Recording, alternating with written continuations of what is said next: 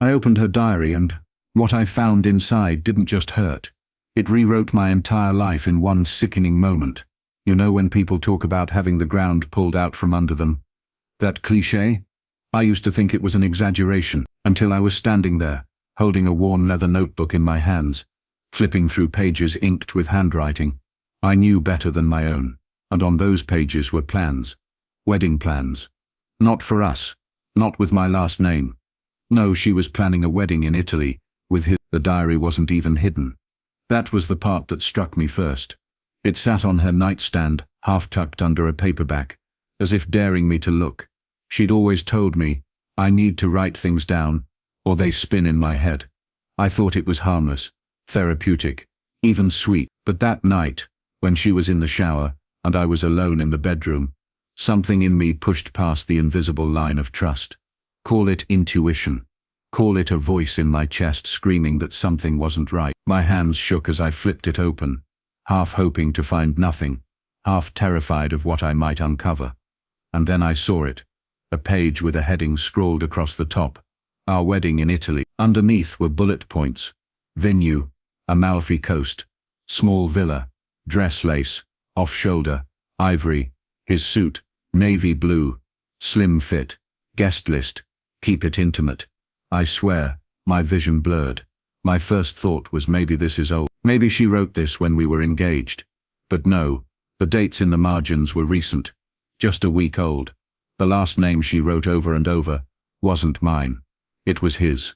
It's a strange kind of heartbreak when you're betrayed not by an act you witness, but by words etched in ink. Words she thought nobody would ever see. I stood there for what felt like hours, though it must have been minutes. Flipping through page after page, she wrote about how happy he made her feel, how he understood her better than anyone, how she couldn't wait to start fresh with him away from all the lies. My stomach twisted at that line. All the lies. I was the lie she wanted to run from. Do you know what it's like to read your own obituary while you're still breathing? That's what it felt like. She had already buried me in her mind, already built a future where I was nothing more than a mistake she escaped.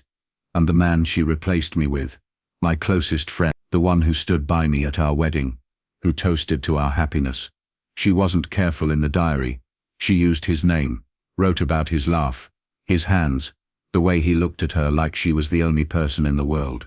I couldn't breathe. I put the diary down and walked out of the bedroom, before she finished showering. I didn't want her to catch me. Not yet. I needed time, space, evidence.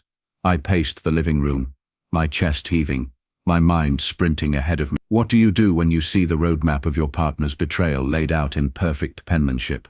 Do you confront her right there? Do you pretend you don't know and bide your time? I chose silence, not because I was weak, but because silence is the sharpest blade. She had no idea that I'd read her sacred secrets, and that gave me the upper hand. For the next few weeks, I played my role to perfection.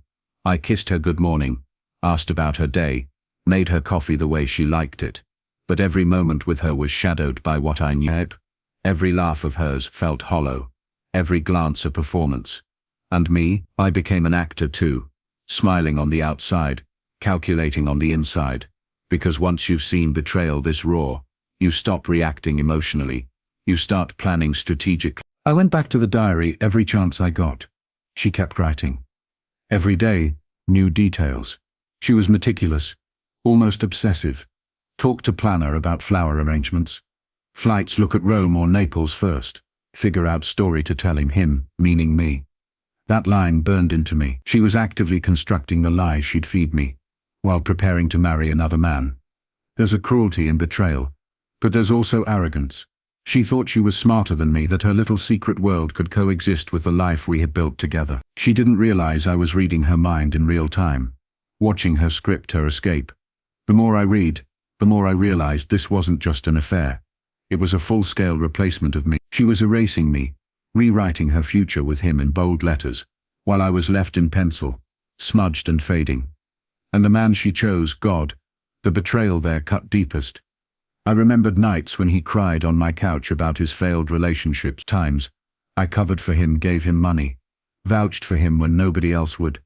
I had given him everything, and in return he took what mattered most. I started gathering my own notes, While she planned flowers and vows, I planned exposure. While she scribbled about lace dresses and Italian villas, I compiled screenshots, bank records, GPS histories. I became a detective in my own marriage. Because if she was going to build her fairy tale on lies, I was going to make sure the ending wasn't the one she dreamed of. But here's the thing. When you know something this heavy, carrying it alone can break you. I couldn't tell anyone. Not yet. Not my family. Not my friends. To speak it aloud would make it too real. So instead, I poured myself into observation. I noticed how her phone tilted away when she texted, how she suddenly cared about Italian recipes, practicing pasta sauces in our kitchen, how she hummed songs I'd never heard her hum before. Small things that made sense, only because I knew the bigger picture. Every day I wanted to scream. Every night I wanted to shake her awake and demand answers. But I didn't, because this wasn't about closure. This was about justice, and justice takes time. The turning point came when I found not just words in her diary, but proof outside of it. A credit card charge for a boutique in Florence, emails about wedding venues, forwarded to a hidden account she thought I wouldn't find. It was all there, hiding in plain sight, like puzzle pieces, waiting for me to assemble. I started building my own book, a diary of betrayal, page after page, neatly organized, time-stamped, undeniable, because I knew one day soon the confrontation would come, and when it did, I wouldn't come empty-handed. I would come armed. The cruelest part was how normal life looked on the surface. We still went to dinners with friends, still sat across from each other at the table, still kissed each other goodnight. But behind her eyes was Italy. Behind her smile was his name, and behind mine was the quiet storm, waiting to break. Every time she picked up her pen to write about her new life, she didn't know I was already writing the ending to it. And trust me, the ending wouldn't be in Italy. When you've seen the truth written in black ink, there's no going back. Every time I looked at her after that, every time she laughed or touched my arm, I didn't see the woman I married. I saw the woman who was carefully plotting her escape to Italy, to a villa on the Amalfi Coast, to a future with another man who used to toast at our table. I carried her diary's words with me like a curse. And the hardest part wasn't the betrayal, it was pretending not to know. Pretending is an art, one I never thought I'd master. But I did. I smiled when she smiled. I kissed her when she leaned in. I asked about her day as if my chest wasn't on fire. I let her think she was clever. Let her think she was winning. That's what patience is in betrayal. It's giving the other person enough rope to hang themselves. And she was weaving that rope every night with her diary pen. There were days when I almost cracked, like the night she came home humming, her cheeks glowing. I asked where she'd been, and she said she'd met a friend for coffee. Later I checked her diary, talked with him about how beautiful Italy will be in the spring. My hands trembled as I closed the book, but I didn't confront her. Not yet, because confrontation would give her time to rewrite the story, to make excuses, to twist it into something survivable. I didn't want survivable. I wanted final. So I waited. I studied.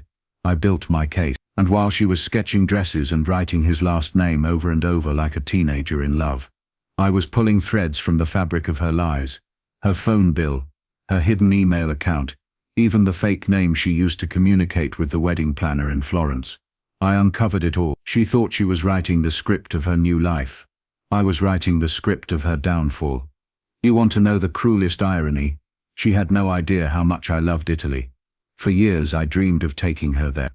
Walking cobblestone streets with her hand in mine, watching sunsets over the Mediterranean, drinking cheap wine under strings of lights. That was supposed to be ours. She stole that dream from me and handed it to him like a gift. That thought fueled me more than the betrayal itself. The first crack came one evening, when she left her laptop open. She'd gone to shower, and the screen glowed on the kitchen table. I wasn't even trying to snoop. It was just there. An email thread with the subject line, Wedding Coordination, Amalfi. My stomach dropped. Attached was a PDF of a guest list, her handwriting scanned into the file, little notes beside names, his family, his friends, her cousins. No trace of me, of course. I wasn't invited to the wedding my wife was planning while still sharing a bed with me. That night while she slept, I sat in the living room with a glass of whiskey, and thought about what revenge really meant. Is it screaming until your throat tears? Is it throwing her diary in her face and demanding she explain? Or is it something colder, quieter, sharp? I decided it was the latter. I wanted her to feel exposed, helpless, stripped of the control she thought she had. So I kept reading the diary. Every day more details. Save money for flights. Pick out rings. Make sure no one finds out before we're ready. That last one made me smile, because I had already decided everyone would find out before she was ready. I started making copies of the diary pages, of the emails, of the receipts. I tucked them into envelopes, sealed them tight, one for her family, one for his, one for our mutual friends. I didn't plan to send them right away. Timing was everything, and the perfect time was coming, because fate, as cruel as it can be, sometimes delivers the stage you need. Our anniversary was approaching. She'd been oddly distant about it, claiming she didn't want to do anything big this year, that life was too stressful and maybe we should just keep it simple. I knew the real reason. She was saving her excitement for Italy. But I played along. I told her I'd planned something small, just us and a few close friends. She agreed, barely hiding her relief. What she didn't know was that I had planned something. All right, not for her happiness, but for her unveiling. The night of our anniversary dinner, the restaurant buzzed with chatter and clinking glasses. We were seated at a long table surrounded by people who mattered most. Our families, our friends, even he was there. Each just 3 seats away, laughing too loudly, pretending everything was normal. My blood boiled every time I glanced at him, but I kept my mask on. Calm, controlled, patient. Halfway through dinner, after the toasts and the polite conversation, I tapped my glass with my fork, and the room quieted. All eyes on me. I just want to thank everyone for being here tonight, I began, my voice steady. Marriage is built on love, trust and honesty, and tonight I think it's important we talk about honesty. I reached into my jacket and pulled out a thick stack of papers, her diary entries, copied in crisp black and white. I laid them on the table in front of her. She froze. Her eyes widened as she recognized her own handwriting. The room shifted with murmurs. This, I continued, is my wife's diary, a place where she's been writing plans, not for us, not for our future, but for her wedding in Italy, with his last name. Gasps rippled through the table. Chairs scraped back. She stammered, "Wait, I can explain." But I cut her off with a raised hand. No explanations. Not tonight, because you already explained everything here. I tapped the pages, every secret, every plan, every lie, all written in your own words. Her face drained of color. He stared at the table, jaw tight, unable to meet my eyes. His wife, yes, his wife, was there too. She stood so suddenly, her chair toppled backward. Tears streamed down her face as she shouted at him, at her, at the entire betrayal laid bare in one moment. The restaurant descended into chaos, whispers, shocked faces, her family demanding answers, his family pulling him aside. She tried to grab my arm, pleading, "Please, not like this. Please, let's talk in private." But I shook her off. You wanted Italy. You wanted him. Well, now you have the whole world watching. Congratulations. And I sat down, calm as ever, sipping my wine while the truth tore through the room, like wildfire. That night didn't end neatly. There were tears, shouts, slammed doors. She followed me home, begged me to listen, to forgive, to understand that it was a mistake, but I just looked at her and said, "Mistakes are tripping over a word or burning dinner, planning a wedding with another man's last name.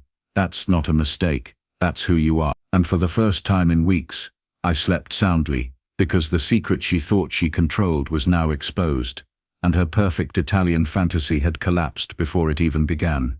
The aftermath stretched for months. Divorce papers, splintered friendships, families divided. He tried to call me to explain, but I never answered. His own marriage imploded after that night. She tried to rebuild, tried to apologize, but it was too late. The damage was permanent. As for me, I learned something about betrayal. It doesn't define you. It defines them. And while she was busy writing her new life, in a diary, I was writing her ending, in reality. And trust me, reality always hits harder than fantasy, because Italy never happened. Not for her, not for him, and certainly not with his last name.